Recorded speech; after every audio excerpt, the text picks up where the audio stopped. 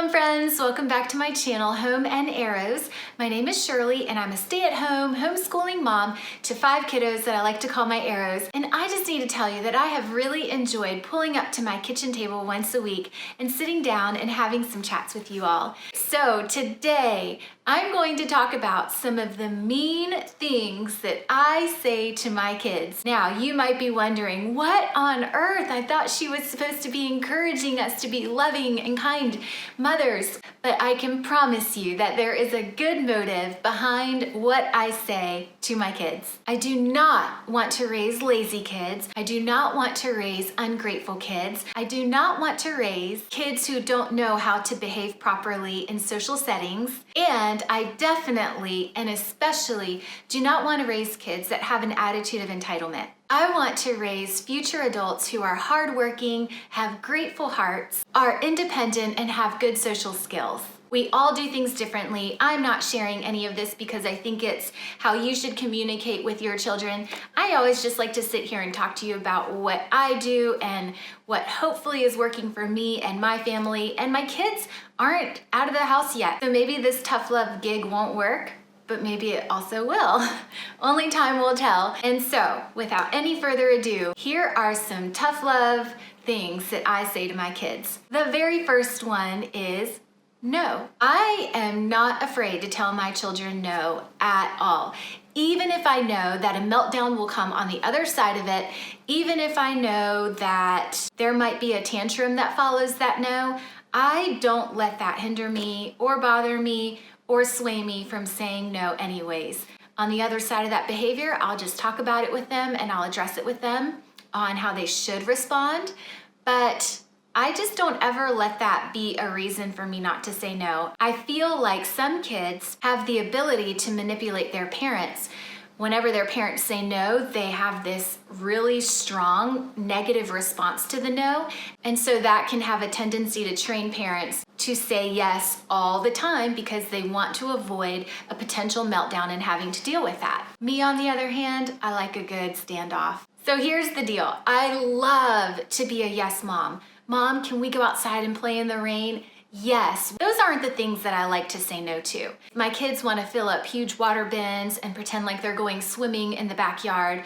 I love to be a yes mom. So what I'm talking about here is times when my kids ask for things like maybe candy too late at night, or maybe some screen time or electronic time, or maybe they're asking for a toy when I'm out shopping. I have no problem saying no to them. And recently, my now 11-year-old daughter asked me for something. I think it was like a snack or a treat in the middle of the day. And I looked at her and I said no. And her response was, she was fine. My kids, I think, have definitely learned when I give a no, it means no. And though it was harder on the front end to parent that, now I'm seeing some fruit of them just being okay with being told no. And that kind of has been my goal all along. The second thing that I say to my kids can have different variations to it. I say the following things, but they all kind of mean the same thing. And that is, suck it up. Is that bad? For my boys, I'll say, you know what? You just got to cowboy up. And for my girls, I say, you just got to cowgirl up. Or I say, you got to put your big boy pants on or your big girl pants on. And this is usually in response to something that they just don't feel like doing. Maybe there's a homework assignment that they don't want to do, or maybe there is a fear that they're experiencing that really isn't rational. And we know it's going to keep them from experiencing something really great and fantastic and something that will benefit them.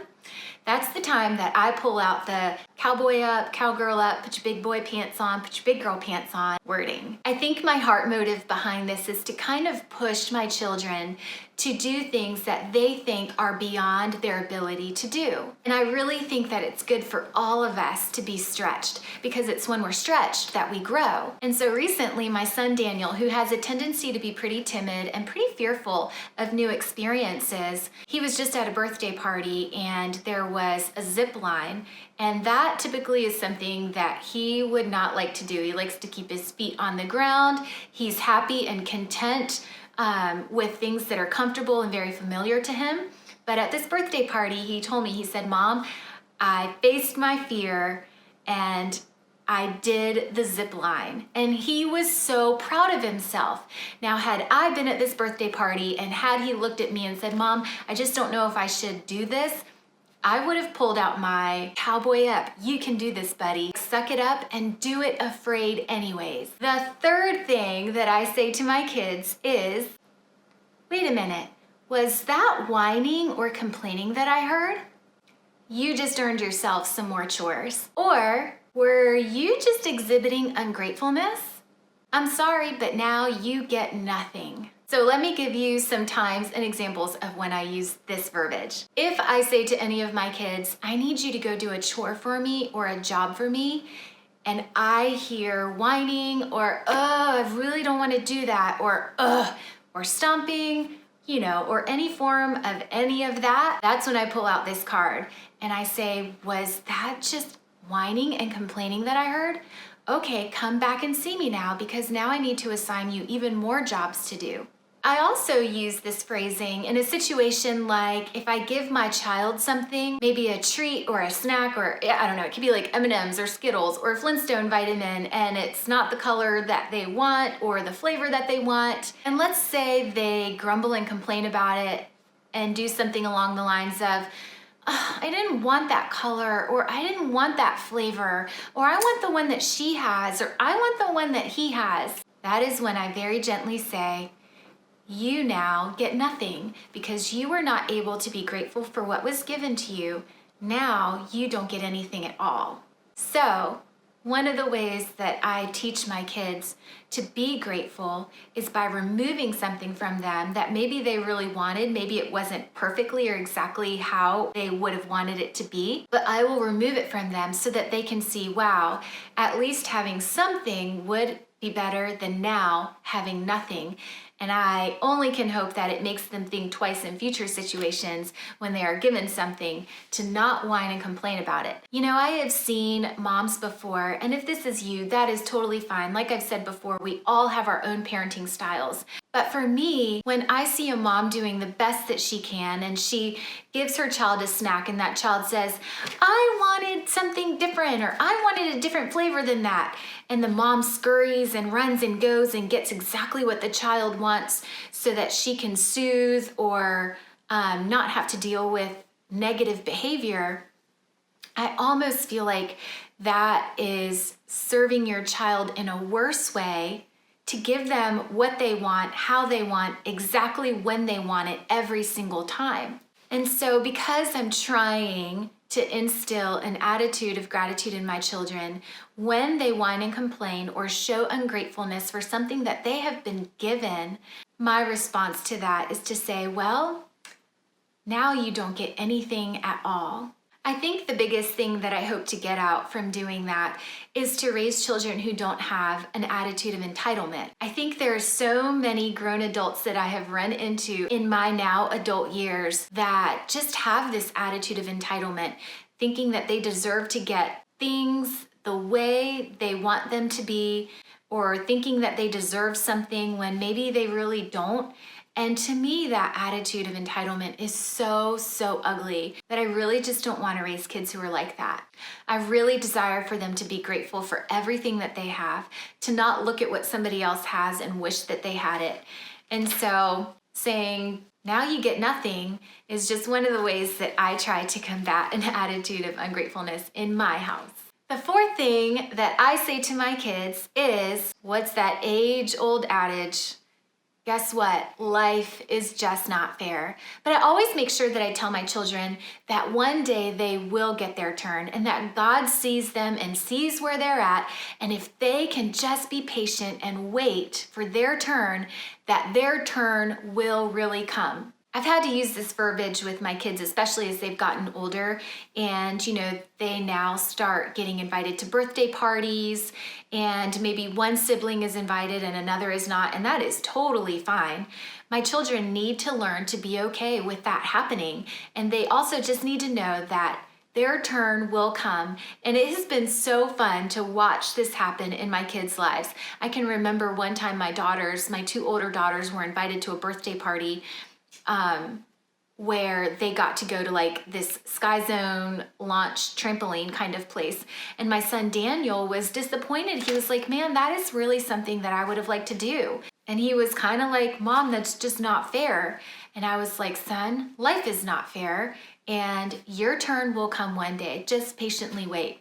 And it was literally like 2 weeks later where he had grandparents invite him to come over, and they took him to a trampoline park. And I was able to go back and say, see, Daniel, you waited your turn. Life didn't feel fair in the moment, but now you're the one getting to experience this, and your other siblings are the ones that are having to wait their turn now. So, saying life's just not fair is another thing that I like to say to my kids. The fifth thing that I will say to my kids, you know, God gave you arms and legs. That is something that you can go now and do for yourself. The reason I say this is because I want to raise kids who are independent. I do not mind. In fact, I actually love serving my family. And I'm actually Puerto Rican, so I come from a culture where the women serve a whole lot in the home. I would see my mom serving my dad and my brother like they would never have to get up from the table for any reason. If they wanted more food on their plate, if they needed a spoon, if they needed a refill of their drink, she would gladly serve them all of those things.